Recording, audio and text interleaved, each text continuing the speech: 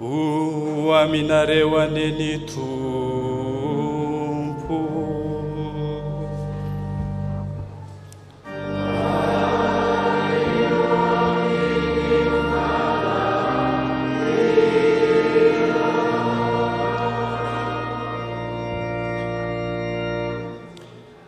Amin'ny fifaliana no isaorantsika n'Andriamanitra ry havana no ity alahady fa 9 janoary taona 2024 ity, alahady voalohany manaraka ny Epifania. Mibanjina antrany isika ny lohahevitra manao hoe pary izao rehetra izao ny Tompo.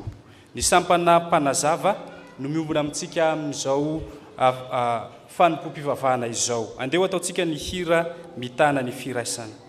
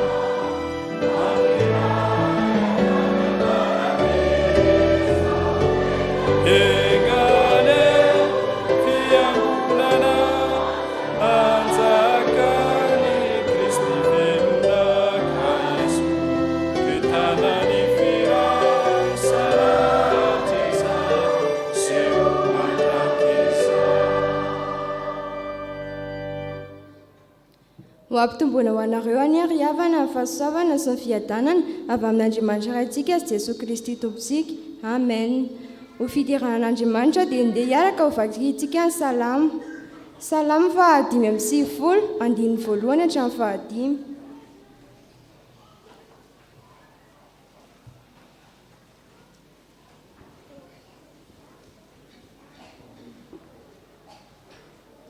Amin'ny anaran'ny Tompo, avy aoka isika ioboan'i Jehovah, ary aoka isika hanao fifaliana ho an'ny vatolampy famonjenantsika.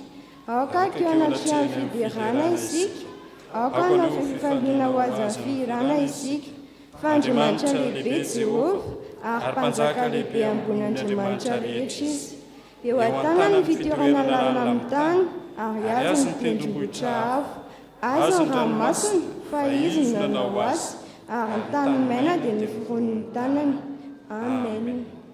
Ataontsika ny hira 770, andiny voalohany hatramin'ny 9.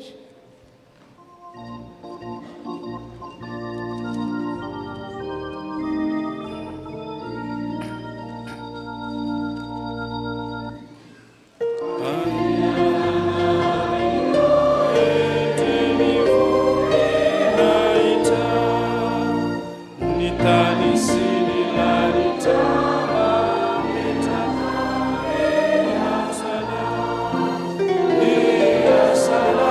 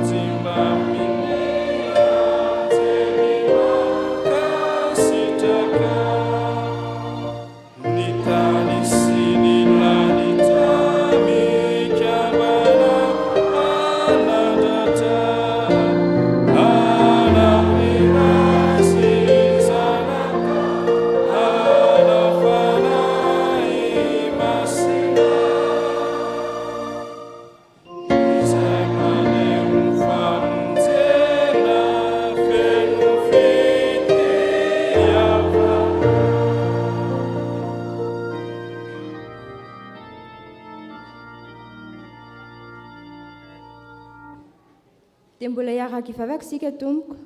Ry Andriamanitra rany tsara indrindra, mbola indreto izahay mpanomponao mitsaoka sy manome voninahitra anao fa lehibe famindraponao. Lehibe ny asanao ary be voninahitra indrindra ny anaranao.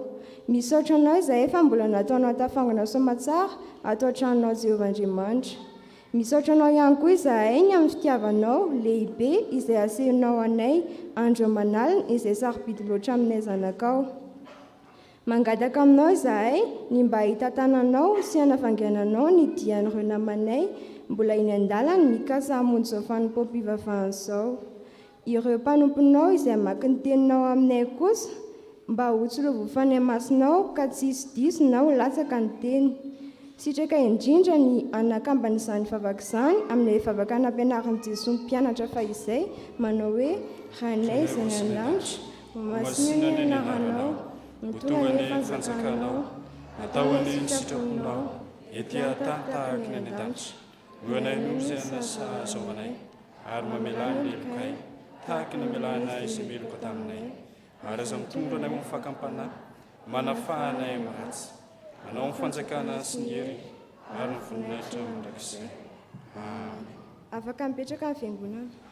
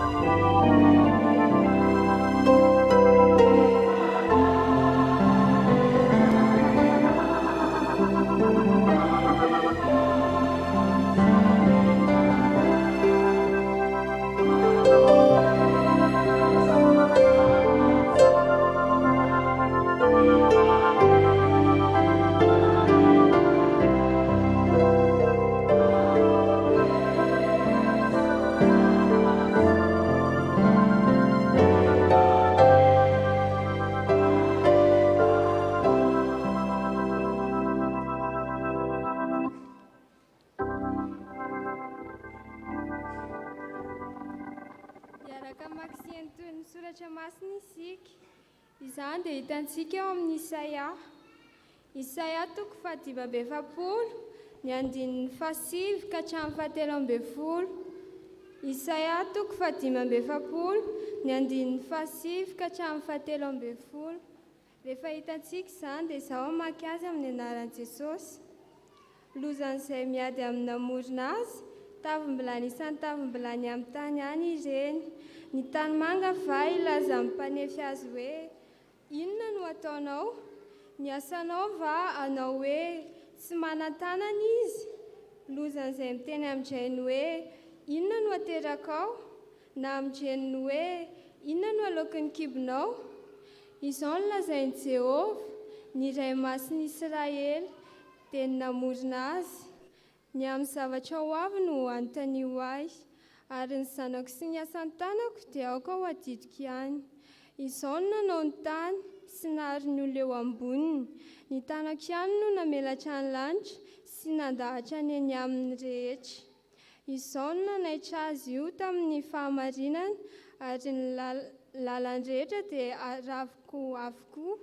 Izy no hanao ny tanànako, ary ny oloko voababo dia alefany, nefa tsy ambola mikarena, hoy Jehovah tompony maro. Amen.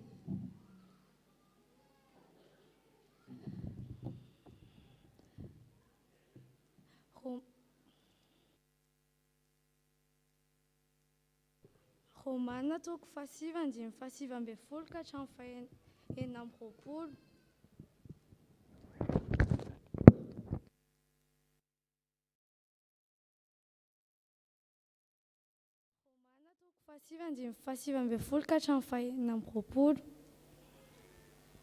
Rehefa hitantsika dia ho vakiako amin'ny anaran'ny Tompo. Ianao ary tianao amiko hoe koa nahoana izy manome tsiny ahy, fa izy no manohitra ny sitrapony. Tsy iray lehilahy va iza moa ianao no mamaly an'Andriamanitra, izay zavatra noforony va anao amin'izay namorona azy hoe nahoana ianao no nanao ato izao. Ny mpaneho vilany va tsy manam-pahefana amin'ny tanimanga, ka ny vongany iray ihany no anaovany zavatra samihafa. Ny iray ho hajaina ary ny iray atao tsinotsinona. Sa ahoana kosa raha Andriamanitra na dia aneo ny fahatezerany sy hampafantatra ny heriny azy dia be faharipo, ka mandevitra tamin'izay fanaky ny fahatezerany voafoitra ho simbany, mba hampafantarany koa ny ariny voninainy amin'izay fanaky ny famindrapo izay namboariny raha teo ahazo voninainy. Dia isika izay natsoina koa tsy ny avy amin'ny Jiosy ihany, fa avy amin'ny Jerosalema koa, araka izay nolazainy eo amin'ny Osea hoe hiantso ny oloko hoe oloko aho, ary ilay tsy malalako hoe malalako, ary ny amin'ny tany izay nolazainy taminy hoe tsy oloko anareo dia any amin'ny antsony azy hoe zanak'Andriamanitra velona. Amen. Iaraka maka ny filazantsara tsika, izany dia hitantsika ao amin'ny Matio toko 7:10, 7:11. Izany dia hitantsika ao amin'ny Matio toko 7:10, 7:11 ka hatramin'ny 7:20. Rehefa hitasika dia hitsangana isika, ka zaho hamaky azy amin'ny anaran'ny Tompo. Ary noho nandre izany Jesosy dia niondrana antsambo kely niala teo, andeha hitokana any an-tany foana.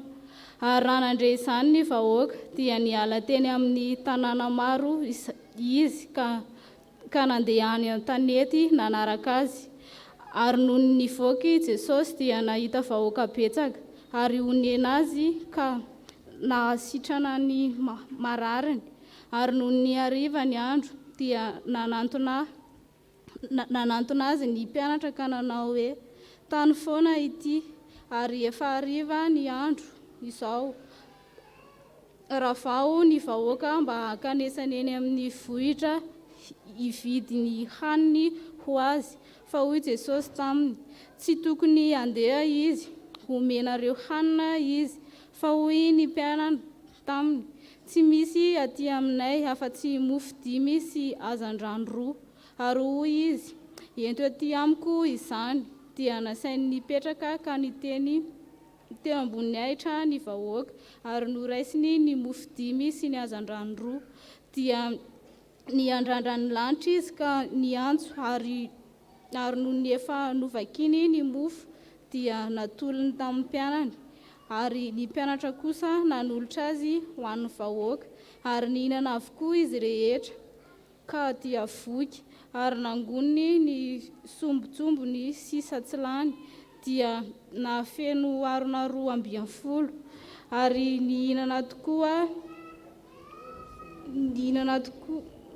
nihinana dia tokony ho 5,000 lahy, afa-tsy ny amin'ny zaza amam-behivavy. Ary niaraka tamin'izany dia nanery ny mpianatra hiondrana antsambo kely Jesosy ka nahita eo alohany ho eo ampitany mandra-piaviny ny vahoaka. Ary rehefa noravan'ny vahoaka dia niakatra tao an-tendrombohitra izy ka nitokana ny vavaka. Ary no ny hariva ny andro dia nitoetra rery teo izy. Ray Masino, anamasinanay amin'ny fahamarinana, ny teninao fahamarinana. Amen.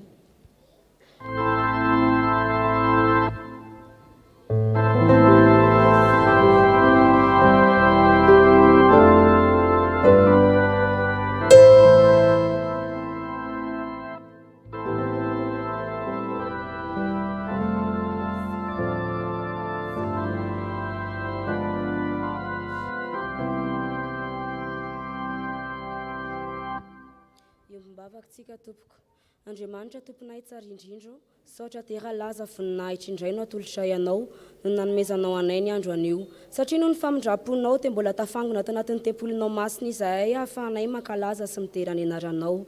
Ankehitriny tompo dia andray nianatra avy aminao izahay, ka ianao ny tompo no hanome fifantohana ho anay tsirairay avy, sokafo ny foa mampanahinay tompo, ahafahanay miaina, mandray ary miaina ny teninao masina, ary akinonay am-pelatananao tompo ny amin'ny finoanay mba ho mpiainy mpakatoy izahay fa tsy ho mpiainy mpanadino. Amin'ny anaran'i Kristy, amen.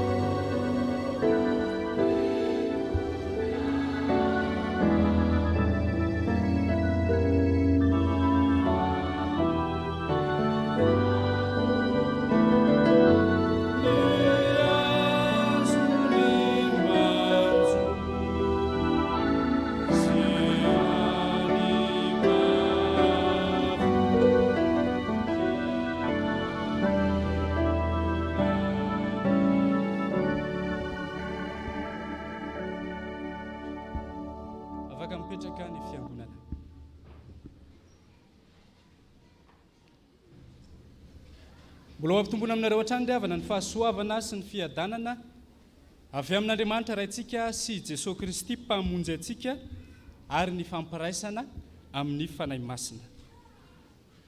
Ny ten'Andriamanitra izay voalahatra ao amin'ny Isaia 5:20, ny 9:7 hatramin'ny 7:12 no andraisana hafatra ho antsika amin'ity anio ity.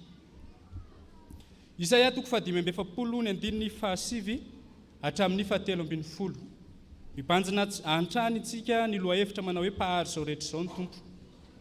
Ny bokin'i Isaia dia mizara 3 lehibe, ary io fizarana 3 io dia samy manana ny hevitra izay fonosiny avokoa. Misy ny atao hoe Isaia voalohany, misy ny atao hoe Isaia faharoa, ary misy ny atao hoe Isaia fahatelo. Ary ity anjarantsika androany ity ny 5:20 dia tafiditra ao anatin'ilay atao hoe Isaia faharoa. Ny foto-kevitra sy ny zavatra izay resahana ao anatin'io Isaia faharoa io dia afatra ho fampaherezana ny zanak'Israely rehefa babo tany Babilôna izy. Afatra ho fampaherezana, ho fanomeza toky fa Jehovah Andriamanitra dia tsy mandao azy. Fa inona moa natonga ny zanak'Israely ho babo tany Babilôna? Raha atao banki-tokana na teny iray ny anton'izay nababo azy tany dia ny tsy fankatoavany an Jehovahandriamanitra, ny tsy fankatoavany ny sitrapon'Andriamanitra.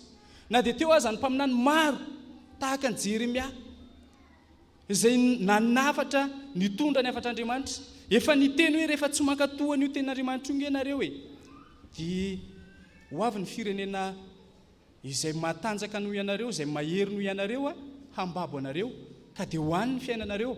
Fa tsy nihaino ny mpanjaka, tsy nihaino ny olona, fa noesoeson'ny olona ary izy.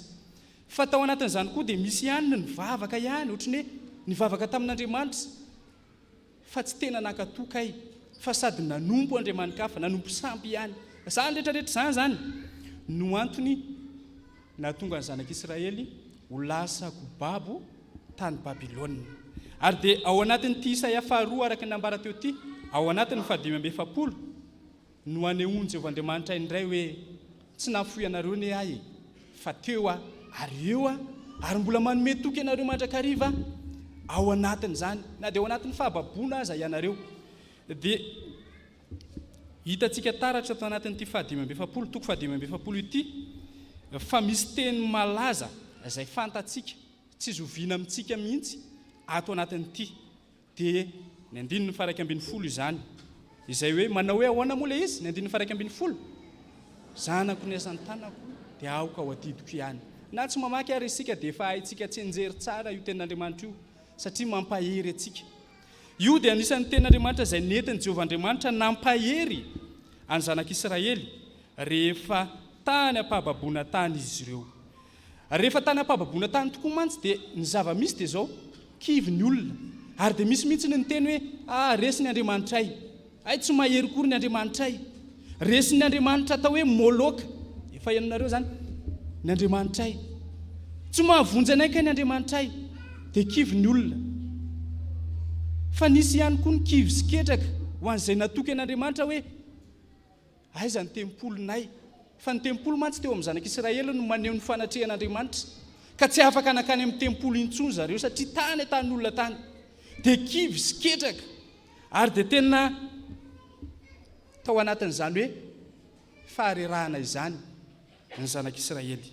Ka eto amin'ity anjara tenin'Andriamanitra ity no anehoana ihany koa fa asa ny tanan'Andriamanitra ireo zanak'Israely ireo, zanany ireo, ary dia ampahireziny ao anatin'izany hoe tsy mandao azy eo am-pelantanako ny fiainanareo.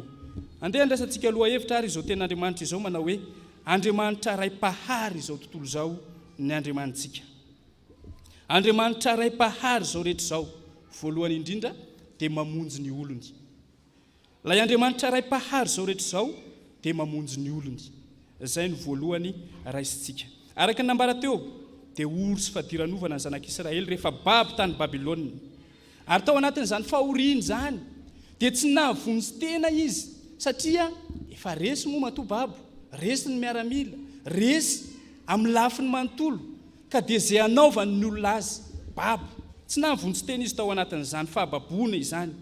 Ary antony tsy nahavonjeny ny tenany dia mahery ny fahavalo, araka ilay fanambara teo, firenena mahery matanjaka, izany no nanambabo azy.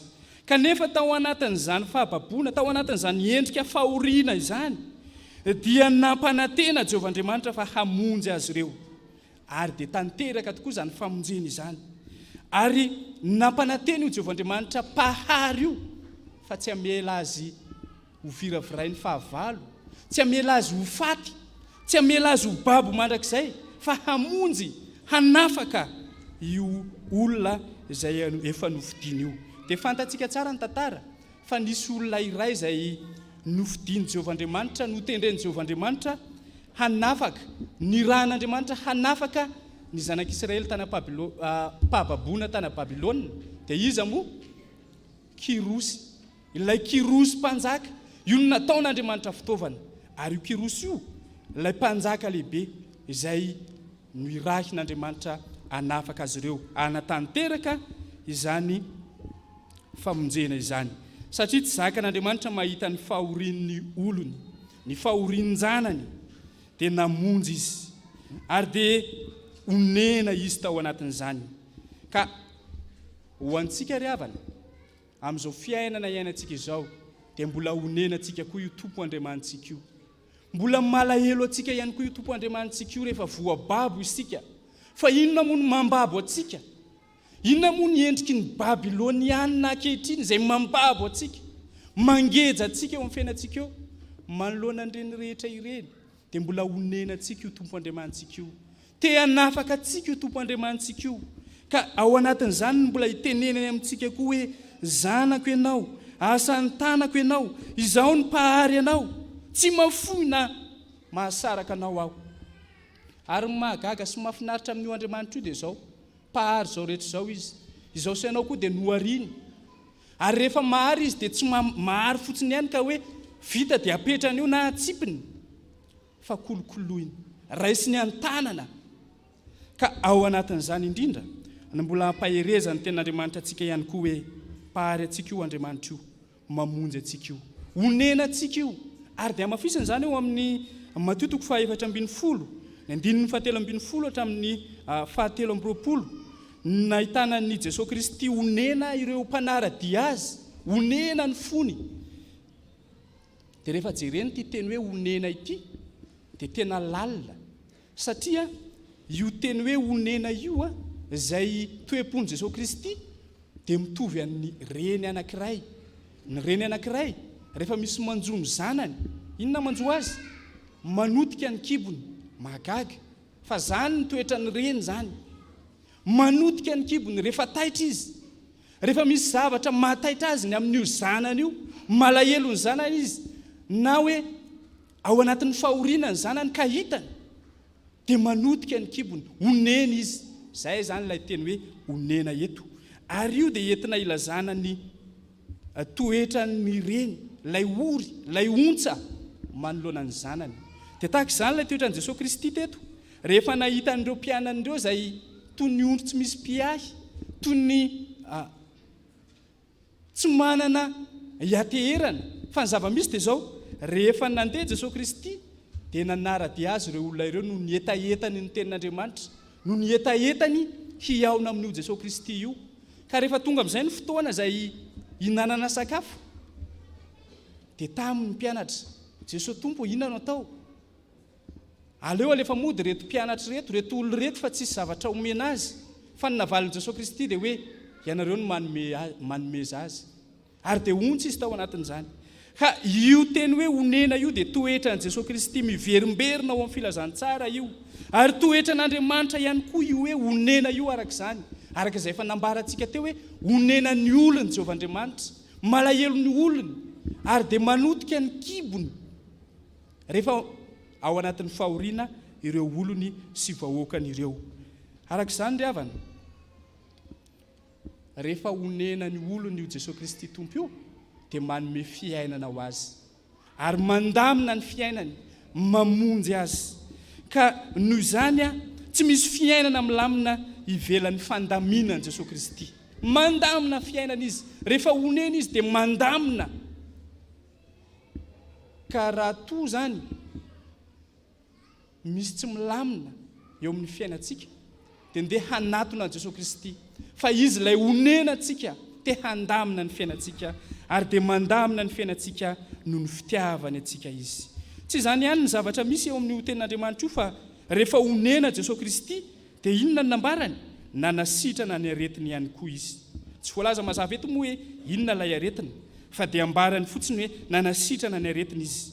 Ka entina ilazana hoe na inona endriky ny aretina teo dia nositraniny Jesosy Kristy, satria manam-pahefanany amin'izany raha teo izy, satria efa nomen'Andriamanitra azy ny fahefana izay mampahary an'Andriamanitra, izay mampamonjy an'Andriamanitra eto an-tany ka hatrany an-danitra any. Efa nomen'Andriamanitra Jesosy Kristy. Ka ao anatin'izany dia nanasitrana ny aretiny izy, nanasitrana ny aretiny vahoaka manontolo izay nanatona azy izy. Nositraniny teto mety aretina ara-batana, mety aretina ara-tsaina, mety aretina ara-panahy, aretina ara-adi-piainana, nositraniny ary ananany fahefana izany rehetra izany. Ka izany rehetra izany ry havana no mampahery antsika. Zanak'Andriamanitra izao sy anao, vahoakan'Andriamanitra izao sy anao. Honena izy rehefa malahelo isika, oneny izy rehefa ao anaty fahoriana isika, oneny izy rehefa ao anaty aretina isika. Ninona karazana aretina, na ara-batana, na ara-tsaina, na ara-panahy. Onena io Tompo Andriamanitsika io mahita atsika. Ka rehefa oneny izy dia tsy mijanona fotsiny, fa asehony hoe pahary izy, asehony hoe tia atsika izy. Ka ao anatin'izany tonga izy manafaka ny aretintsika rehetra, tonga izy mamonjy atsika. Ry havana malahatra amin'ny Tompo, Andriamanitra onena manoloana ny aretintsika amin'ny Tompo. Andriamanitra onena manoloana ny fahasahiranantsika ny Tompo. Andriamanitra onena manoloana ny adi-tsaintsika, ny harerahan'ny saintsika ny Tompo. Ka vonona izy hanamaivana atsika, koa ho tanteraka amintsika tokoa ny teniny izay milaza hoe zanako ianao, asany tanako ianao, ka noho izany adidiko ianao. Koa aza manahy fa mahereza eo am-pelatanan'Andriamanitra ny fiainantsika, ary eo am-pelatanany feno ny fiahiny, ary izy mihitsy no momba atsika ao anatin'izany rehetra izany, satria Andriamanitra pahary atsika io dia mamonjy atsika io. Fa faharoa dia izao, Andriamanitra ray mpamonjy pahary izao rehetra izao ny Andriamanitsika, ka miaro sy mamelona antsika. Andriamanitra ray pahary izao rehetra izao ny Andriamanitsika, ka miaro sy mamelona antsika olony izy.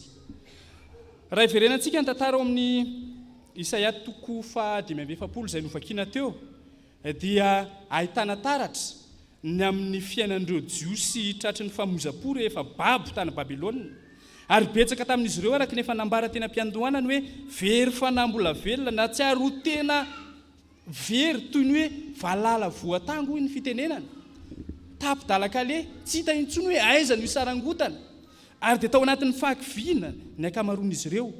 Kanefa tao anatin'izany dia izao, na babo ary ireo vahoaka Israely ireo, dia hita taratra fa Andriamanitra no mamelona azy. Andriamanitra no mamelona azy tao anatin'izany. Tsy nisy navelan'Andriamanitra horinga ny fahababoana na dia ray aza, fa novelominy tao anatin'izany. Ary hita taratra ao anatin'izany no mampahary azy, ary raha pahary izy dia mamelona mandrakariva, araka ny efa fantatsika sy ambarantsika ombenombeny. Fa Andriamanitra rehefa mahary dia tsy mitoetra eo, ny faharian'Andriamanitra dia mitohy mandrakizay, fa tsy mijanona eo, fa mitohy ny faharian'Andriamanitra.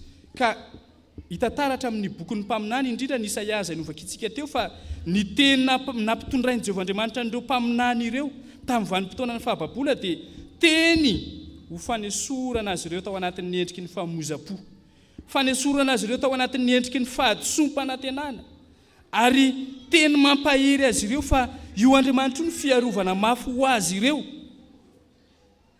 ary Andriamanitra mpiahy azy ireo. Ka ao anatin'izany no ahitana taratra hoe Andriamanitra rehefa miteny manome tokony olona dia marina amin'ny teniny izy, satria izy ilay Andriamanitra tompony fahamarinana, ka marina amin'ny teniny izy, ary dia manome tokony olony mandrakariva izy, fa momba azy izy Jehovah Andriamanitra ilay pahary izao rehetra izao. Fa ny Romanina izay novakiana teo 7:20 dia tena maneho fa io Andriamanitra io dia pahary, ary io Andriamanitra io dia manam-pahefana.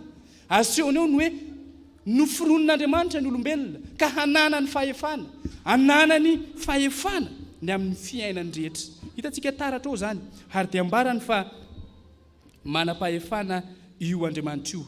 Eo amin'io Romanina 7 io dia tena manao fampianaram-pinoana lehibe i Paoly apôstôly, ary dia maneho izy mampianatra ny olona izy fa ny olombelona dia zava-boarin'Andriamanitra avokoa. Asehony ao anatin'io izany fa noforonon'Andriamanitra ny olombelona, ny tanan'Andriamanitra mihitsy no nandray an-tanana tamin'ny namoronana ny olombelona.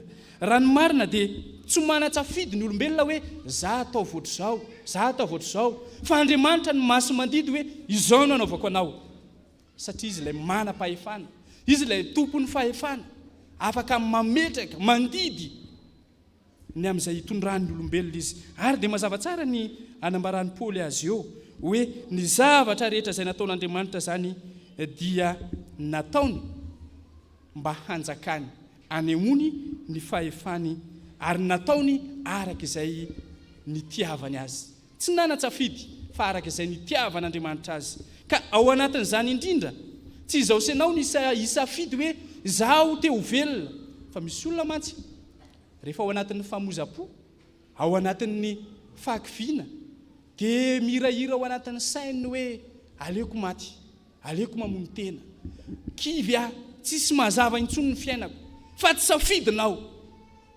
ny ho velona, fa safidin'Andriamanitra.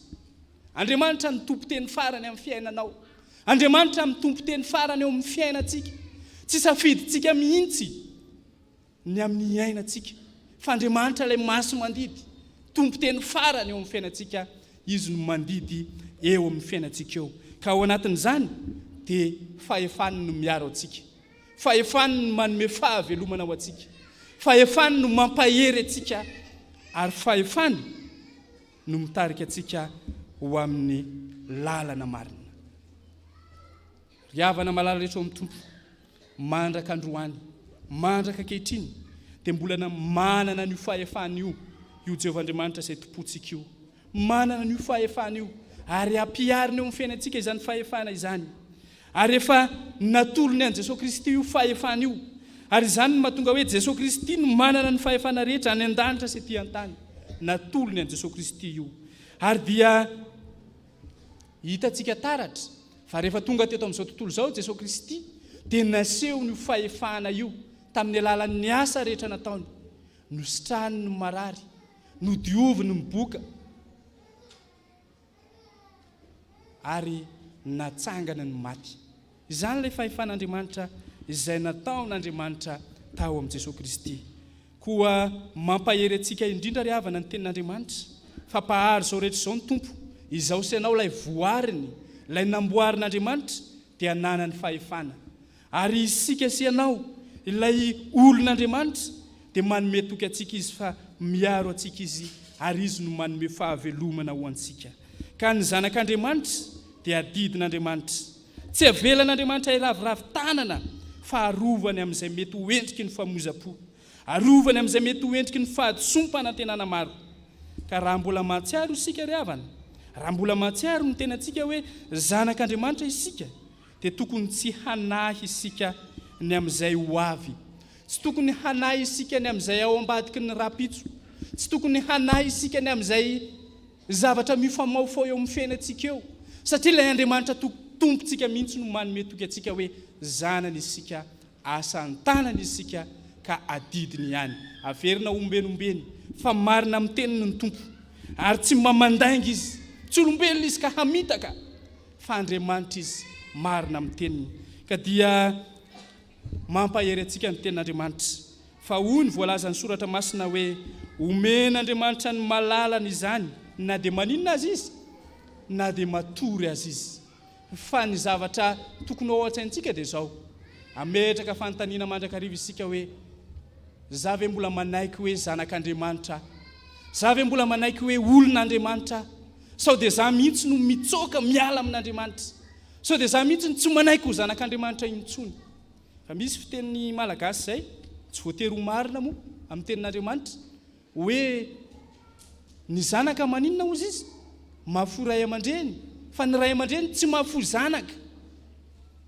Fa tahaka izany koa io, isika no mety mahafoy an'Andriamanitra, fa io Andriamanitra tompontsika io tsy mahafoy antsika io. Oneny izy rehefa ory isika. Ary dia tantaraka izany ny amin'ny fiainan'ny zanak'Israely, ilay mpivadibadika tamin'Andriamanitra, ilay mpiala amin'Andriamanitra, mpiodina amin'Andriamanitra, fa no ilay fitiavan'Andriamanitra izay maharitra mandrakizay dia tsy mbola nanary ny zanak'Israely izy. Tahaka izany koa izao sianao ry havana, ampahirezina ao anatin'izany, zanak'Andriamanitra isika, adidin'Andriamanitra, eo ampelantanan'Andriamanitra ny fiainantsika. Ary ny tena zava-dehibe dia izao, tsy ny fahavelomantsika eto amin'izao tontolo izao, eto an-tany ihany no omen'Andriamanitra antsika, fa fiainana mandrakizay miaraka amin'ny Jesosy Kristy mpamonjy antsika. Dia hery lehibe ho antsika izany ry havana, koa mahereza fa samy zanak'Andriamanitra isika rehetra, asan'ny tanan'Andriamanitra isika rehetra, adidin'Andriamanitra ny fiainantsika, koa matoky azy. Fa Andriamanitra ray-pahary ny Andriamantsika, ka mamonjy antsika izy amin'ny zavatra rehetra izay mety miseho amin'ny fiainantsika satria honenantsika izy. Ary izy ihany koa ilay miaro sy mamelona antsika eo amin'ny fiainantsika rehetra eo. Tsy manana fahefanany amin'ny fiainantsika isika, fa izy no tompony fahefanany amin'ny fiainantsika, koa dia eo ampelantanany ny fiainantsika.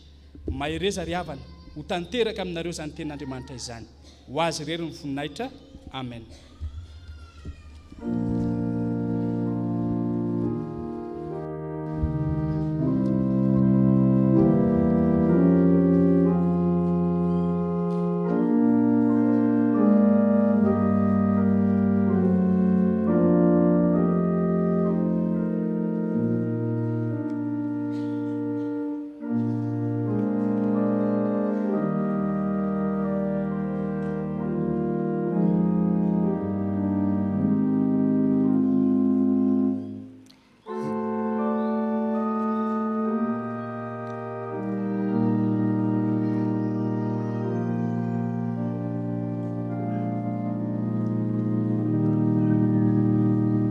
Vavaka isika.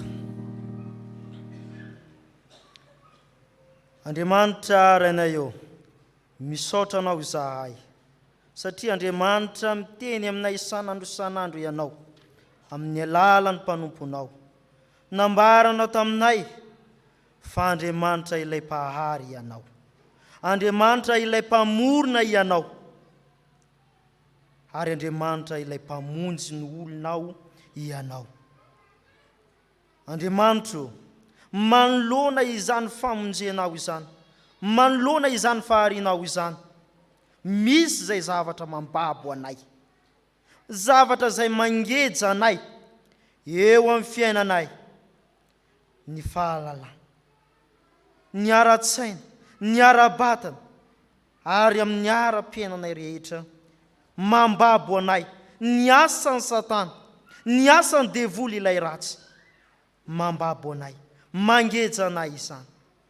Andriamanitra rainay io, manoloana izany fangejena izay ataon'ny Satana izany, fambaboana izay ataon'ny Satana izany, asenao aminay fa miaro anay ianao, arovana ny amin'ny asany ilay ratsy izahay.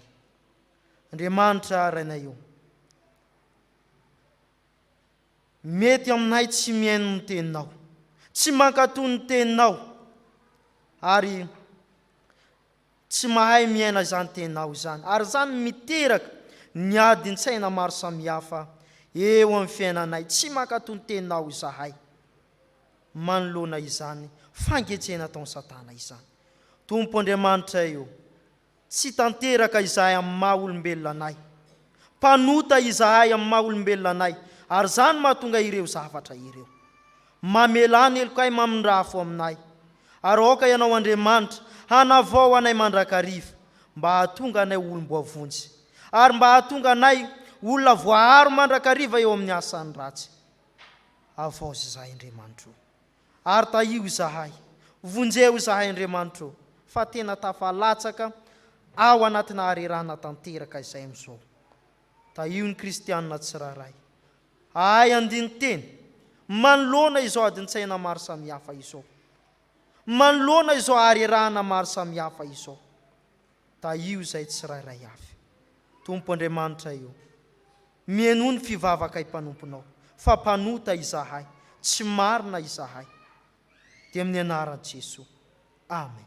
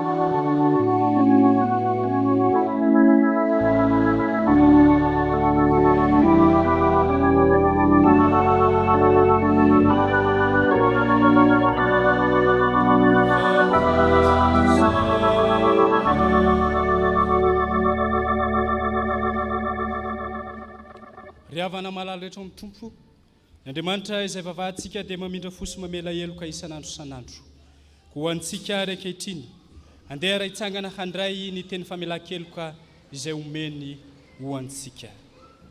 Hoy ny tompo, fitiavana mandrakizay no nitiavako anao, ko izany nampaharetako famindrapo anao. Izaho efa nandevina ny fahadisoanareo tahaka ny fandevina ny zavina, ary efa nandevina ny fahotanareo tahaka ny fandevina ny rahona. Ko miverena amiko fa efa nanavitra anao aho, fa efa tonga ny zanak'olona hitady sy hamonjy ny very. Izany fitiavan'Andriamanitra izany dia ambara amin'ny anaran'i Jesosy Kristy Tompo, fa voavela sy voafava avokoa ny heloka ireo rehetra noho ny anaran'ny Masina, ko misaora sy miderany Tompo. Alleluia, amen. Sambatra ny olona izay voavela ny elony sy voasarona ny fahotany, sambatra ny olona izay tsy sain'i Jehovah heloka ary tsy misy fitaka ny fanahiny. Amen.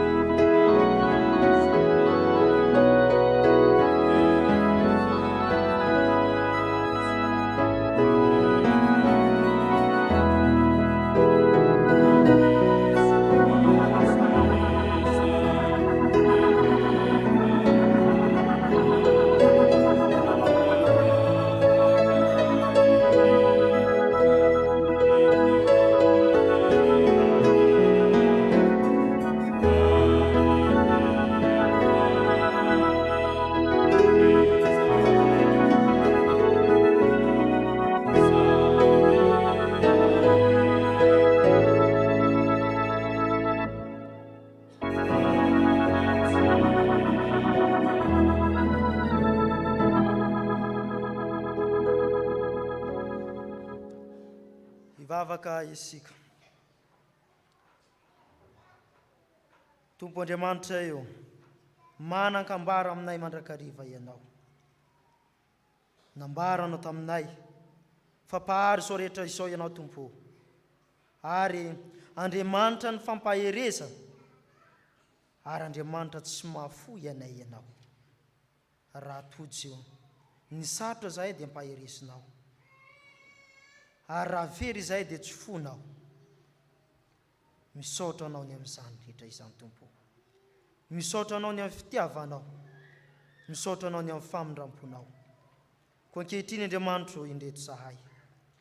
Manana etaetanay ka mangataka aminao izahay. Vavaka izahay ho an'ny ray aman-dren'ny mpitandrina izay miahy ity fiangonana ity. Ianao no omba azy ireo, hanome fahalalana sy fahendrena ary fahasalamana ho azy ireo, mba hahafahany miatrika izao taona izao, mba hahafahany hanatanteraka ny asa izay efa napetraka ho aminy ny amin'izao taona izao. Andriamanitra ray, tondram-bavaka izahay ho an'ireo izay mpiara-miasa aminy, ny brom-piangonana, home fahendrena izy ireo, mba hahafahany izy ireo hanampy ny mpitandrina ny amin'ny fitondrana izao fiangonana izao. Da io ny diakona mehery izy ireo mba hahafahany izy ireo hanatanteraka ny asa ato amin'ity fiangonana ity. Da io ny sampana rehetra mba azoto hanao ny asa anao Tompo. Da io izy ireo hanana fanetrentena ny amin'izany asanao izany. Andriamanitra rainay eo, maro aminay ireo no nandray ny fahasoavana taminao, ary anisan'izany ny mpitandrina izay miahy ity fiangonana ity, izay nahazo tompotaona avy aminao. Ianao Andriamanitra, ilay nitondra azy hatr'izay no aoka hitantana azy mandrakizay, satria adidinao sy andraikitrao ny mpanomponao. Da io koa izay tsirairay avy izay nandray ny fahasoava mba hay iorina ao aminao Andriamanitra. Andriamanitro, misy ireo mpanomponao zay ao anatiny tsy fahasalamana, ianao tokoa ilay mpitsabo no angatanay anasitrana azy ireny, hanome hery azy ireny ary hanome fahasalamana ho azy ireny. Da io koa ny mpanomponao izay mety nidonam-pahoriana, ianao ilay pampahery no aoka mpahery azy, aza vela ho irery izy ary aza vela ho banga ny fiainana. Da io izay tsirairay avy mba handray ny zava-tsoa avy aminao ary hay hatoky ianao hatrany eo amin'ny androm-piainanay rehetra. Dia izany vavaka izany ataony amin'ny anaran'i Jesosy ilay tomponay. Amen.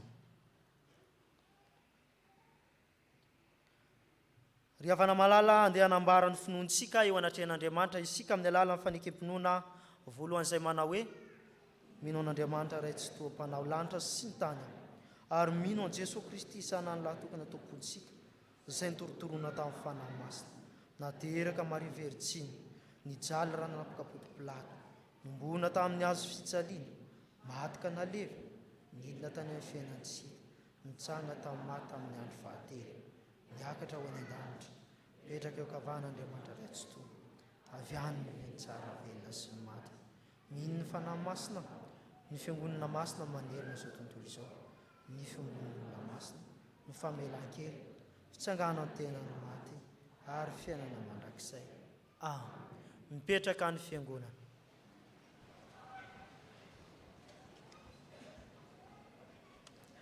Fifaliana ho antsika ny mandray rito avantsika rito, manolotra ny zananao amin'ny sakramentany batisa. Vala amy 720 ny voalohany sy ny faharoa iraintsika hiatrika ny alitara masina izy ireo.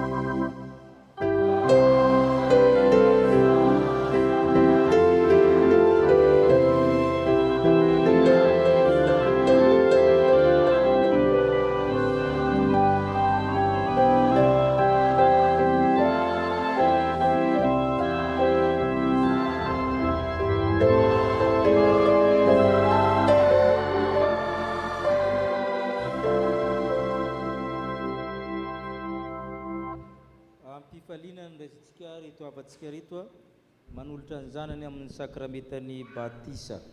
Okaronetsika ny teny fanorenana izao sakramenta masina izao.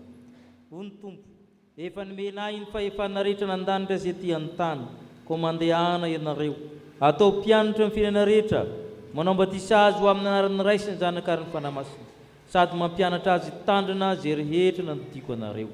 Ary ino izao momba an'Andriamanitra kariba mba ara-pahatonga ny fahatamperana izao tontolo izao.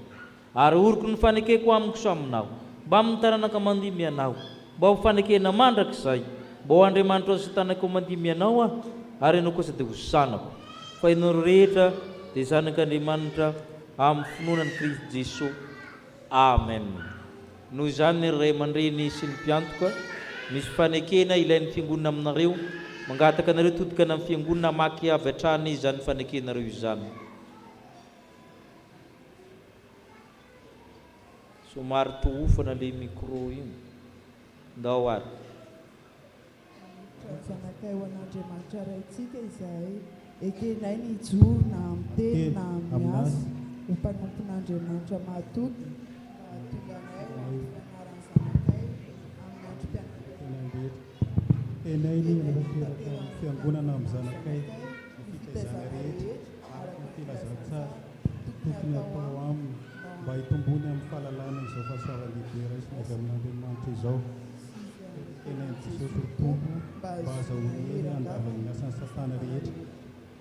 Nahivavaka ho azy sy hampianatra azy hivavaka ka hampiditra azy ho mpianatra sekoly Alahady izahay.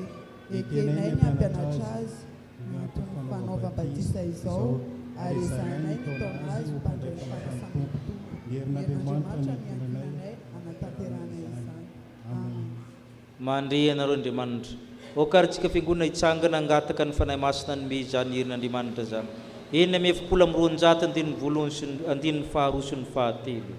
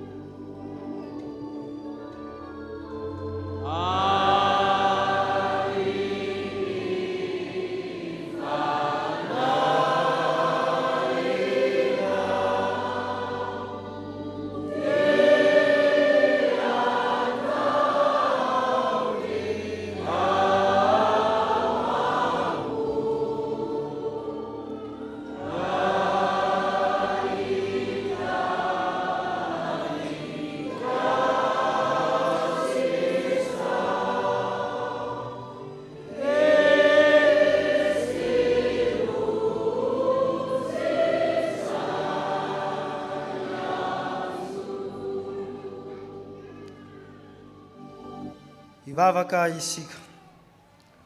Andriamanitra raitsy to tianay dia tianay tokoa ianao, ary ny fitiavanao dia mialoha mandrakariva ny fitiavanay ianao. Tsaronay izao ny didin' Jesosy Kristy tomponay sy ny teny fampanantenana no meny anay tamin'ny nanorenana izao sakramenta masina izao. Koa mitalao aminao izahay reo, manatre anay, oka ny fananao masina no mehery ny asa tanterahana eto ampanaovana izao batisa izao. Rano mamelombelona zavaboary ity, ary manasa ny lotony nofo mba ho famantara ny fanadiovana anay ho amin'ny fiainana vaovao amin'ny Kristiana izao. Ireto zaza atao batisa ireto ane ho voaray mandrakizay ao amin'ny fanekenao. Ampitafio ny zanakao izy ary ampiraiso endrika aminao noho ny asan'ny fanao masina mitarika azy isan'andro isan'andro amin'ny voninahitra mandrakizay. Faly misaotra anao izay tompo, fa tanteraka ny faniriany reto ray aman-dreny reto, miombonanao amin'ny Jesosy Kristy ny zanany ka isan'ny vahoaka ny fanjakan'Andriamanitra.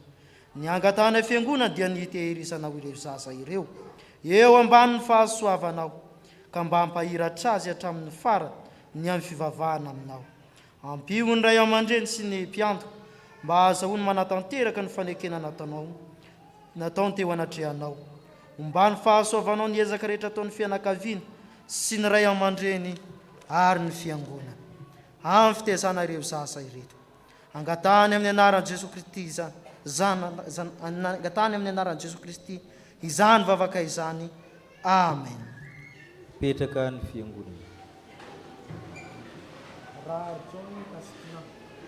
Rar John Kasitina.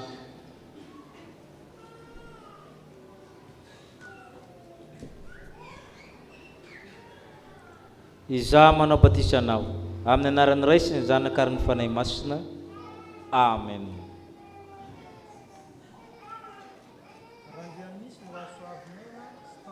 Randria misy noasoavina aina stanna. Iza manao batisanao amin'ny anaran'ny Ray sy ny Zanaka ary ny Fanahy Masina. Amen.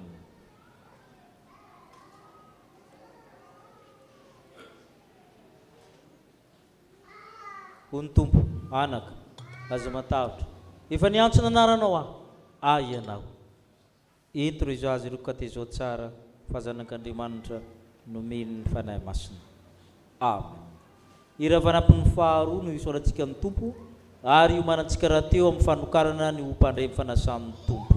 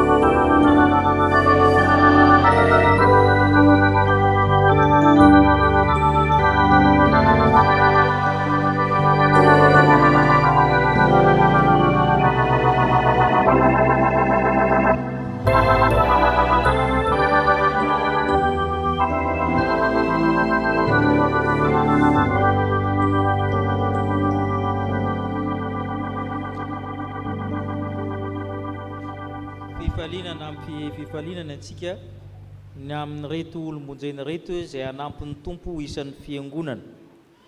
Isika mpanefana sany tompo rehetra dia miezaka koa manavao ny andro nanokanana antsika tsirairay avy.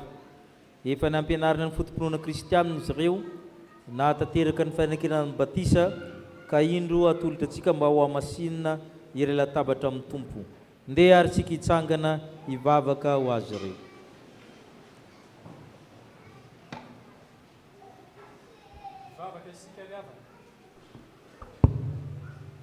Ry Andriamanitra rainay mandrakizay eo, misaotra mankasitraka anao zahay, ary dia misaotra anao amin'ny fonay manontolo tokoa zahay, fa sitrakao mantsy nanome toky anay fa niteny fikasana momba ny famonjena dia ho anay sy ny zanakay ary ho an'izay rehetra lavitra na iza atso ny fitiavana hanatona anao. Andriamanitra tsara sy mahatoky io, nino ny fanambaranao zahay. Teo am-batisa dia nanokana ny zanakay ho anao zahay, ka nangataka ny irotsahan'ny fahasoavana ho amin'izy ireo. Nampianarinay ny filazantsaranao izy, ary niezaka izay na dia malemy aza mba hitarika azy ho amin'ny fiainana mandrakizay dia ny mahafantatra anao izay Andriamanitra tokana sady marina sy Jesosy Kristy izay efa nirainao. Ary ankehitriny rehefa nandreny antsonao izy ireo ka afaka hifidy ankalalana ny lalana izorany, dia indro tonga eto anatrehanao mba hanambara ny finoany. Ry Tompo Andriamanitra io, mba hianory ny vavaka rehetra izay miakatra eo aminao azy ireo. Raisy koa izay rehetra nio ho amin'ny firaisana masina aminao. amin'ny anaran'i Jesosy Kristy zanakao mpamonjy anay anoangatahana izany vavaka izany fa ho azy rery ny voninahitra mandrakizay amen. Petraka ny fiangonana hoe notsika ny teny fanorenana izao fanokanana izao. Hoy ny tompo, izaho ny mpiandry tsara. Ny mpiandry tsara manolotra ny ainy amonjy ny ondry. Raha misy olona ta hanaraka aoka izy andany tenany sy tondrany fijaliny ka hanaraka. Fa na izy ny tamonjy ny ainy dia avery azy. Ary na izy navery ny ainy nony amiko dia azo izany. Fa inona moa so azon'ny olona raha mahazo zao tontolo zao izy kanefa very ny ainy, inona nomeny olona ho takalo ny aina? Fa na izy nanao ny sitrapony raiko izay nandanitra dia izy rahalako, izy nanabavoka ary izy ny reniko. Amin'izany koa nazovonazovona anaikano hatrehan'ny olona ekeko izy natrehan'ny raiko izay nandanitra. Fa nazovonazovona andahany hatrehan'ny olona ho lavo kosa izy hoe natrehan'ny raiko izay anandanitra. Amen. Misy fanekena ilain'ny fiangonana aminareo, valinareo araka izay sitraky ny fonareo. Ianareo fa min'Andriamanitra paharatsika sady raitsika nandanitra izay tiantsika ka manomeny Jesosy Kristy zanany lahatokana izay maty sy nitsangana tamin'ny maty ho famonjenantsika. Mihinany Jesosy Kristy zanany izay manome famelan-keloka sy fiainana mandrakizay ho an'ny mpanota rehetra mibebaka ka manaiky azo tompo sy mpamonjy va ianareo. Moa ianareo manaiky ho amin'ny teninareo ny fanaikirana tamin'ny batisa izay fanaraisinareo fanamasina. Ka zany fanamasina zany ankehitriny mitondra anareo milalina fiainana Kristy aminy. Ka ezika ianareo tian'Andriamanitra ankatoy ny sitrapony hahatsiaro ivavaka, hamaky baiboly, hamonjy Fanompoam-pivavahana sy fanasan'ny tompo izay adidy sy tombotsoan'ny mino. Manaiky ny ino sy ankatoa. Okarynareo hitodika amin'ny fiangonana ary hamaky ampahabe maso ny fananaranareo sy ny fanekenareo. Izaho frary John tokony anaivo dia manaiky ny fa i Jesosy tompo sy mpamonjy ahy ho avelany ny heloko ary azoko ny famonjena. Fa ekeko ny hodisy hanompo azy ny foko rehetra dia hanapa-kevitra ny andray fanasan'ny tompo izay aneho'ny fanaikeny famonjena sy ny fampihavanana ataon'i Jesosy Kristy. Ekeko fa ny soratra masina no anambaran'ny tompo amin'ny fiangonana sy ny mpino tsirairay sy sitrapony. Ko ezako aho eo ambany fitarihan'ny fanahy masina ny andinika azy sy azoto amin'ny fanarahany fampianarana amin'ny fomba samihafa, fiara-mivavaka, toriteny, fiara-mandinika soratra masina. Amin'ny maha isan'ny mpino aho dia ataoko zava-dehibe sady voalohany ny fitandroan'ny voninahitr'Andriamanitra eo amin'ny fitondrantenako ary ezaka aho ampiasa ireo talenta sy fanomezam-pahasoavana nomena ahy mba hanompoko azy eto amin'ny fiangonana sy amin'ny toerana rehetra alehako. Ny an'Andriamanitra ny ankinako atanterahako izany rehetra izany. Amen. Mandre ianareo Andriamanitra, ny heriny dia tanterahana amin'ny fahalemena. Amen. Hitodika aty ianareo.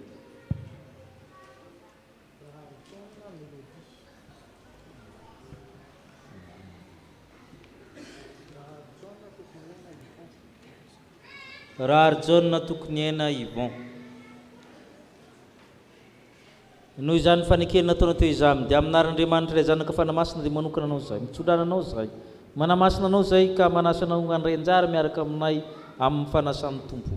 Ary Andriamanitra iray tsy toy izay efa nitondra anao niala tamin'ny maizina ho amin'ny fahazavany mahagagany no hatanteraka sy ampiora ampitoetra anao.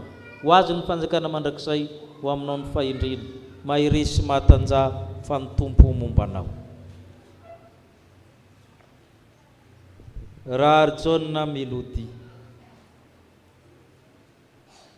Noho izany fanekena nataona teo izany dia aminaran'Andriamanitra ilay zanaka fanamasina dia manokana anao izay, mandray tanana anao izay, mitsodrana anao izay ka mandray anao isan'ny momba ny tenan'i Kristy.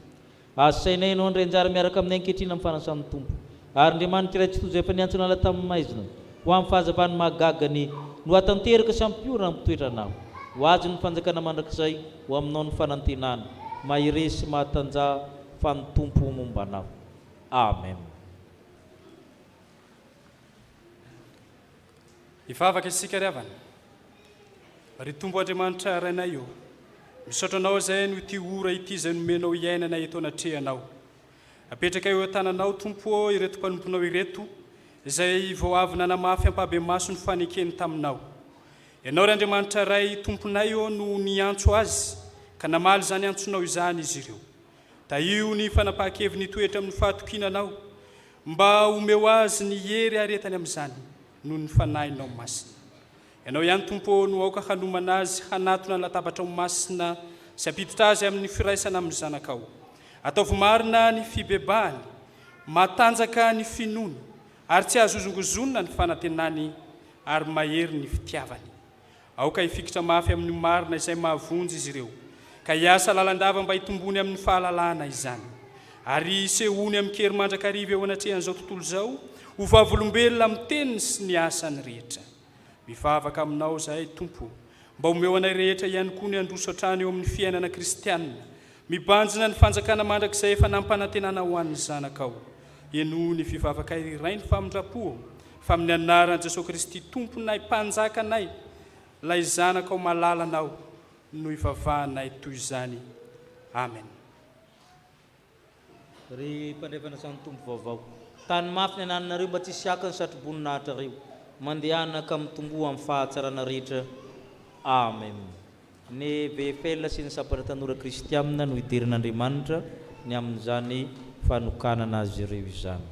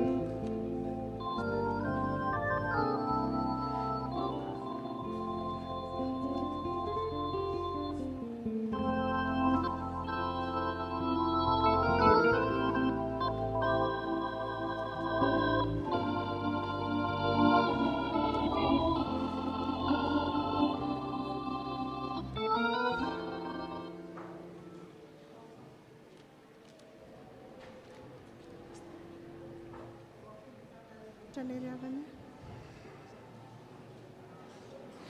Dia ho ampitoboina aminareo rehetra ny havana ny fahasoavana sy ny fiadanana avy amin'Andriamanitra ray antsika sy Jesosy Kristy Tompo. Amen.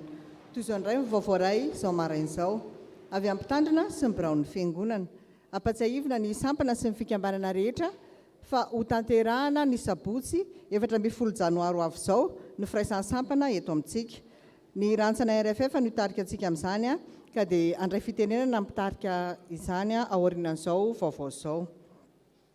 Aorianan'izany koa dia andray fitenenana ny avy eo amin'ny sampana sekoly Alahady.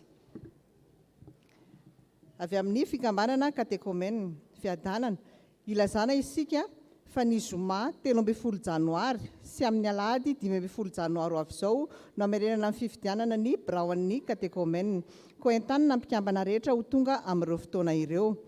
Ny Alahady 15 janoary izao isika no hifidy ireo olona andrafitra ny komity ny 10 taona ihany koa izay nijoroany ny biraon'ny fikambanana. Koa saina indrindra ny rehetra izay efa nandalo tao amin'ny fikambanana ho tonga hanatrika izany. Tianao Jesosy. Avy amin'ny sampanasa asa fitoriana ny filazantsara. Finaritra ny Alahady heriny anio no Alahady fahatelo izay fotoana voalohany amin'ity taon'ity ianarantsika ny soratra masina iarahana amin'ny mpitandrina Dr 𝗘𝗣𝗜𝗙. Amin'ny fotoana ihany koa no fotoana iarabantsika azy sy ifampiarabantsika mpikambana koa manentana antsika mpikambana rehetra ho tonga amin'io fotoana io.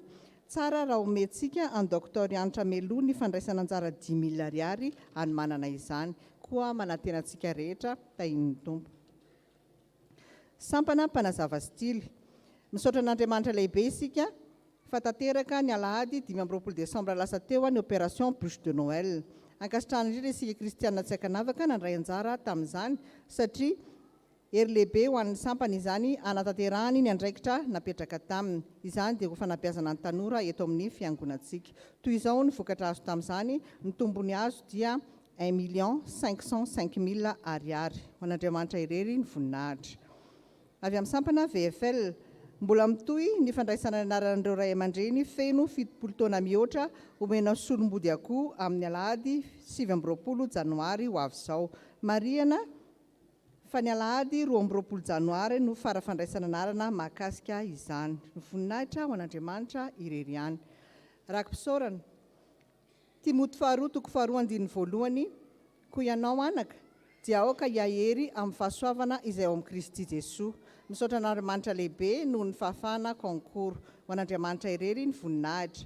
Rakim-pisaorana atolotra ho an'ny sampana sekoly Alahady. Dia toy izay indray ny vaovaontsika ry havana ny voninahitra ho an'Andriamanitra irery ihany.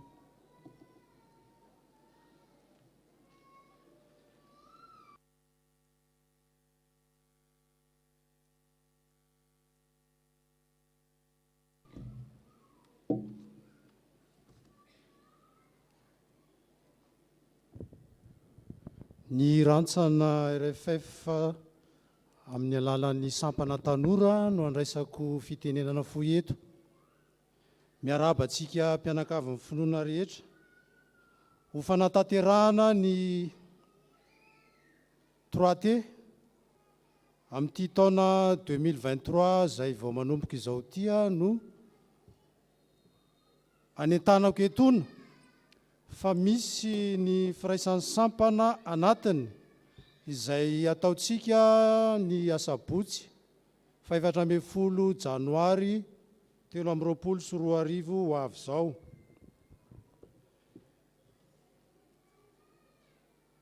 Koa noho izany dia manasa ny sampana velona rehetra eto am-piangonana, ny fikambanana, ny fiangonana ray manontolo ho tonga anatrika izany firaisan'ny sampana izany. Toy izao ny antsipiriany izay ho atao amin'ny firaisan'ny sampana io.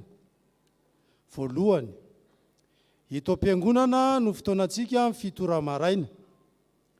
Faharoa, amin'ny fitora sasany ny azakazaka 7:24 izay andraisan'ny rehetra anjara. Izany hoe miainga eto am-piangonana dia makeny amin'ny terrain be tongolo. Sitrakay ho antsika sampana rehetra, fikambanana mba hanao fanamiana mampiavaka atsika toy ny hoe t-shirt sorta fa tsy sitrakay raha toka hoe jean no entinareo hiazakazaka fa zay zany fanatanjahantena le izy. Fahatelo amin'ny valora no fotoanantsika eny amin'ny terrain Betongolo amin'ny fifaninanana ara-panatanjahantena dia hatramin'izay fotoana avitan'izay fifaninanana izay tsika no eny. Fahaefatra aza mitondra fanafody amin'ny hoe anoanana fa misy zavatra kely homaninay eny dia enitsika no mahita azy. Fahadimy farany inonay fa amaly ny antsonay ianareo ary ho tonga marobe. Raha misy fanontaniana dia afaka manatona anay amin'ny valin'izay fanontaniana izay. Saotra tompoka.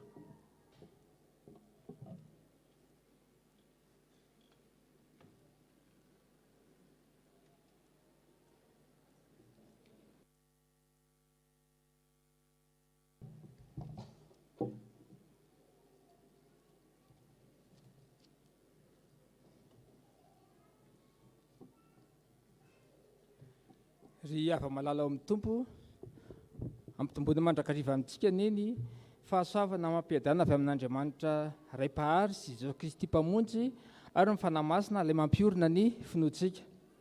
Mbola volana Janoary zao ka angamba rariny raha miarabantsika anatratra ny taona vaovao ny tenaka amin'ny anaran'ny sampana sy Alahady ombantsika mandrakariva neny tompo mandritra ty taona vaovao ity. Tsangana eto ny tenako ilaza fohifohy mikasika ny fankalazana ny fahenimpolo taonan'ny Alahady eto amin'ny sampana eto amin'ny chapelle militaire Ampahibé. Tsy avelantsika handalo fotsiny zany fotoana fahenimpolo taona zany satria fankalazana ary tokony hankalazaina arak'izay azo atao mba ho fiderana sy fisaorana an'Andriamanitra tamin'ny fitantanany sy ny tehirizany antsika ka hatraro zao fotoana zao. Mbola mitahiry ny finoantsika noho ny fahasoavan'Andriamanitra dia traro zao fotoana izao nandritra izay fotoana lavabe izay. Ny teny faneva amin'ny fankalazana izay hita ao amin'ny bokin'ny Salamo dia ny hoe amin'ny anaran'i Jesosy Kristy Tompo, Salamo 8:20 andininy 2:20. Tsy mba miala amin'ny fitsipika aho fa ianao no mampianatra ahy. Tsy mba miala amin'ny fitsipika aho fa ianao no mampianatra ahy. Arak'izany dia toy izao manaraka izao ny fizoran'ny fankalazana ny fahenimpolo taona ny Alahady eto amin'ny fiangonantsika. Betsaka ny zanaky ny fiangonana no manan-talenta amin'ny alalan'ny famoronana logosy, ny famoronana hira faneva ka aza velatory izay talenta nomen'Andriamanitra noho izay fa trandrao mba hoenti mankalaza sy midera ny anarany. Ny 20 febroary zany no andraisanay ny tolotra hira sy logo avy aminareo ka ny sabotsy 20 febroary ny komity no isafidy izay tolotra tsara indrindra amin'ny hira faneva sy logo.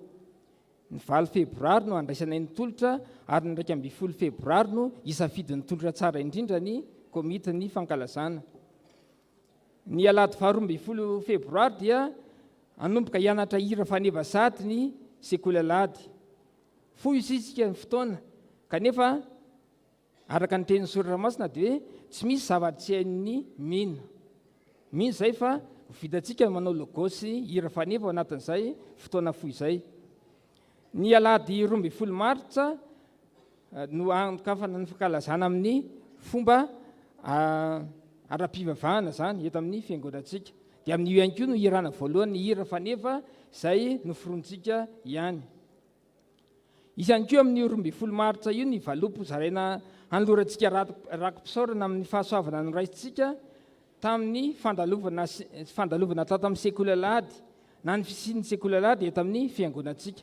Raha mahatsiaro ianao fa nisy fahasoavana noraisinao tamin'ny fisian'ny Alahady eto amin'ny fiangonantsika dia manaova rakom-pisaorana amin'ny io fotoana io. Ny alatsinainy 20 Jona izay aladin'ny Alahady voalohany no ivon'ny fankalazana 𝗏 ivon'ny fankalazana. Isy amin'iny fitokanana tsangam-bato fa 10 taona zay hanasana olo manakaja avy any ivelan'ny fiangonana.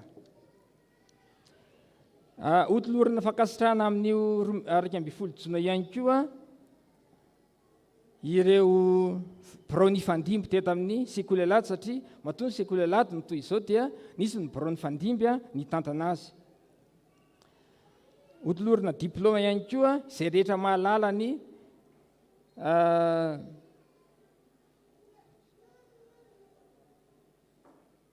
tantaran'ny sekoly alady. Misy olona mitokana mihitsy ato am-piangonana aty mahalala ny tantaran'ity sekoly alady eto amin'ny sapely militaire ity dia mena diplôma manokana ireny olona ireny. Ka iangaviany sika mpiara-mivavaka mba hizara aminay mpampianatra sekoly alady, braony sekoly alady komitin'ny fankalazana zany tantaran'ny sekoly alady eto amin'ny fiangonantsika zany satria ho angoniny ireny mba hoentintsika mankalaza ny anaran'Andriamanitra amin'izany fijoroan'ny sekoly alady eto amin'ny fiangonantsika ireny. Ny alady 9 oktobra no fitokanana amin'ny fanamiana vaovao misy logo fa 10 taonan'ny sekoly alady. Marina dia n'izao fa izy fandraisana anjarantsika mpisitraka ireo akanjo ireo le fanamiana zany satria lafo ny vidiny dia zarina iantsika keo mba tsy zatra mandray fotsiny sika fa mba manolotra ihany koa satria izay no nampianarin'ny tenin'ny Andriamanitra antsika dia mahasambatra koa ny manolotra noho ny mandray. Dia misy zany fandraisana anjarantsika amin'ny vidin'ny fanamiana izay atao amin'io fotoana io. Marina kosa nefa fa tsy hakana tombony ny vola zay atolotrsika. Ary farany ny Alahady 10 Desambra izay alahady faharoan'ny sekoly alady no famaranana ny fankalazana. Amin'io alahady 10 Desambra io dia izara mari-pankasitrahana ireo nandray anjara tamin'ny fankalazana ny isika rehetrarehetra. Antsika menakavy ny sekoly alady fitaovana men'Andriamanitra antsika hikolokoloana ny ara-panahanzanantsika ny sekoly alady mba hahatonga azy ireo tena kristianina samy joro vavolombelon'ny finoana ny Jesosy Kristy. Ary matoy isika ny toy izao dia mino fa nisy anjara lehibe ny sampana sekoly alady nahatonga antsika mbola mijoro amin'ny finoana toy izao.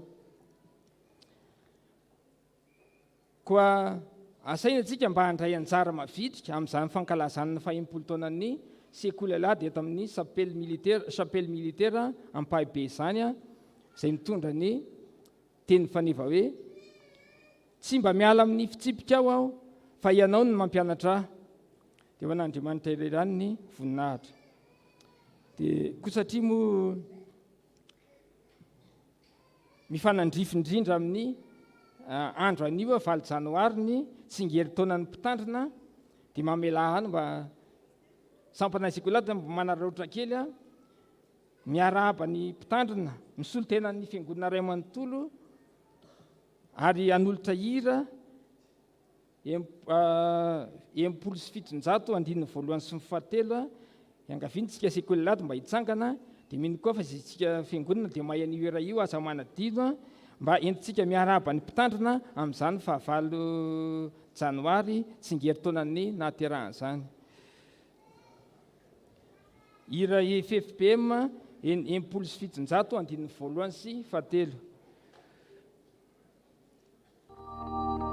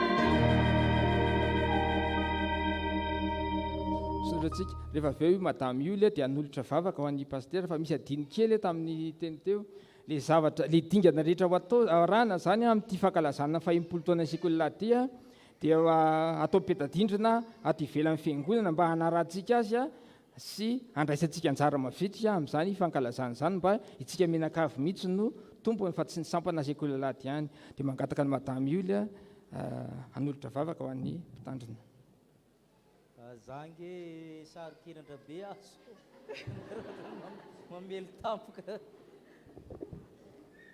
iaraka ivavaka isika tompoka endreny hafalianay ry Andriamanitra tsara indrindra noho ny fahasoavana izay omenao satria ny tombonandro sy ny fahavelomana tompo dia avy aminao tokoa araka ny fampianarana nomenao anay androany.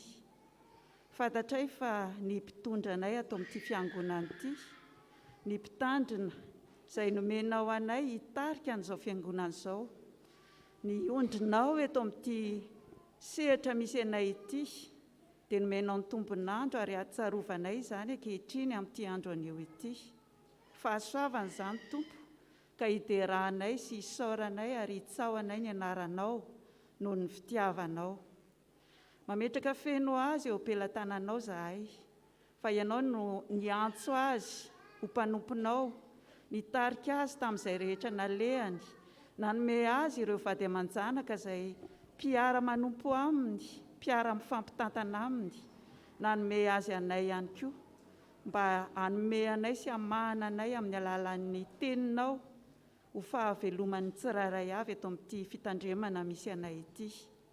Fiderana trano no atolotra ianao Andriamanitra noho izany. Apetraka eo ampelantananao izy tompo ny amin'izay mbola diam-piainana izay hitarihinao azy, ianao mahalala aiza ny toerana le, iza ny faneraserana, inona ny tokony atao, hainao zany ary fantatray fa omenao azy ny fanahinao masina izay fanahy mpapafantatra, mampatsiaro ary mpitarika ihany koa mba ny fahendrenao, anatanterahany andraikitra ny adidy, ny asa aman-draharaha izay ankininao aminy. Dia misaotra anao izay tompo noho ny fifaliana omenao noho ny tombonandro.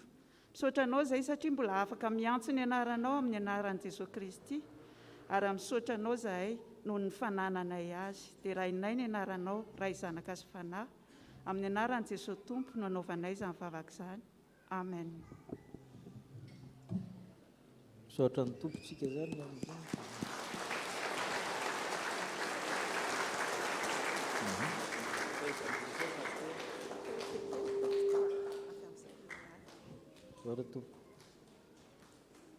Dia tsy hita moa resahana manjary laza sary kenatra be any. Dia latsaka amin'ny andro Alahady zany ny le valo Janoary dia misaotrana rehetra na tsiary misy efa nirary soa hatramin'ny maraina, misy ny vao nandefa SMS sy dia narahany amin'izao endrika hita maso zao nitariny sampana sekoly Alahady. Dia lavandro iainana sika rehetra ho tratry ny taona mitsingeringerina dia mankasitrika nina tompo. Misaotra tompo.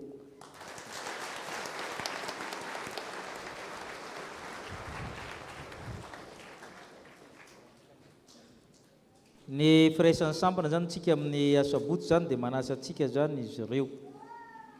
Ny fifaliana atsika ny hanolotra ny sakramentan'ny batisa, ny zazakely azafa mandimy tiako hiaran-tsoa enzo, atolotry ny ray aman-dreny azafa mandimy minina ny tenana tsy very sy rakotony rainy Maria Elodie Kanto.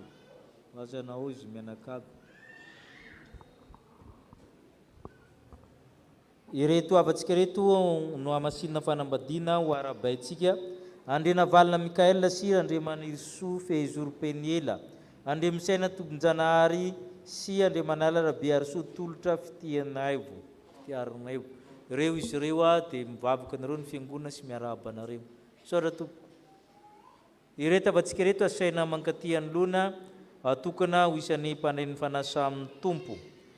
Rakotoso Herniana Sandra Erika, rakoto mandimby Eva Saobiniaina, ramaromarana Antsa, ramaena Mondsola Antoniaina Avonjy, ramaro Sanatana Rivolala Tolo-Janary Steve, Andria Tongola Osiniaina Ani Enritina.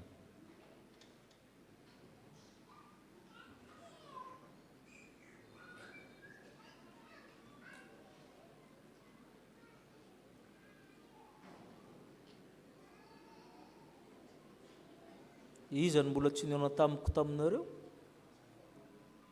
Niona amiko rehefa avy eo fa tsy hoe tsanganao dia atokana. Tsy zay kory le fandehany. Matadidy zavatra be pastera. Mivavaka isika. Misaoranao zay Andriamanitra amin'reto izay mikasa n'olotra ny tenanao ny sakramentan'ny fanasan'ny tompo. Miaraka amin'ny naman'izareo izay voatokana raha teo maraina teo. Ianao Andriamanitra no manazy ireo ara-batana, ara-tsaina, ara-panahy mba ho tanteraka izany faniriana izany. Ianao no anindry fa tsy zahay, ka izay sitrakao ihany no aoka ho voatokana. Ka ny fahasoavanao manana ambiampy toetra amin'izy ireo sy ny tokantrano tsirairay avy. Amen. Anareo to manao aleretorony. Mivavaka tsara sao lasa biby mitorona. Amin'ny 8 ka hatramin'ny 7 ny rojom-bavaka isakariva, amin'ny 5 ka hatramin'ny 9 ny maraina mahazo toerana. No nampitandrina zany ny sasany rehefa avy eo. Misy ny mpitandrina Olivier izay mivarotra boky ao ivelany ao, afaka mividy isika zany fikolokoloana ny aim-panahy. Eroso amin'ny rakitra isika ao ny dekona andamina izany ary eo koa ny antokopira hira ao anatin'izany.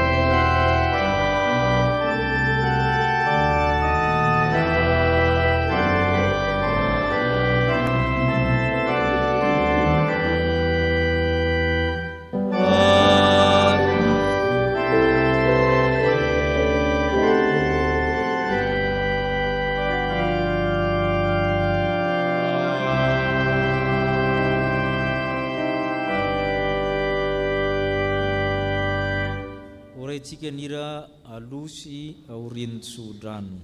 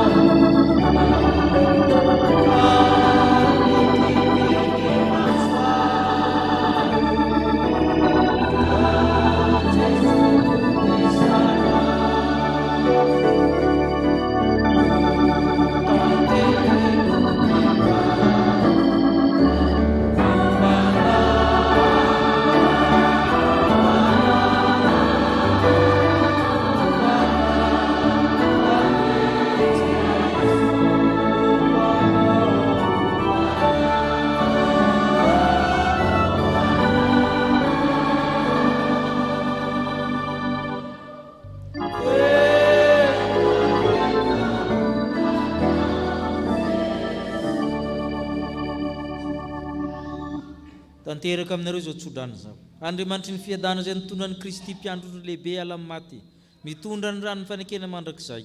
Izy atanteraka anareo. Izy anao ny sitraponao anatinareo. Ombanareo izy n'aiza n'aiza alehanareo. Ka ny fahasoavan'i Jesu Kristy, ny fitiavan'Andriamanitra Ray, fampiraisany eny amin'ny fanamasina, ombanareo mandrakariva. Amen.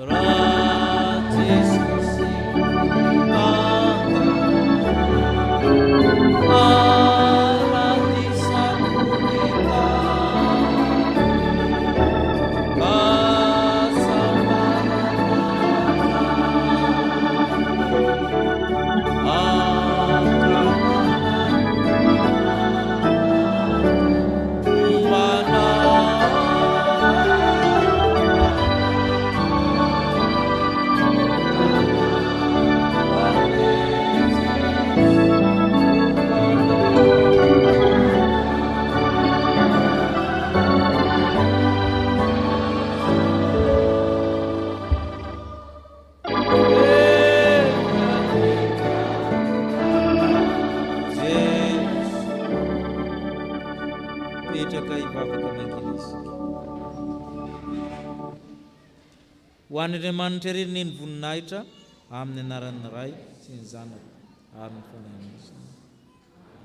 Mandehana amin'ny fifalian'ny tomponareo.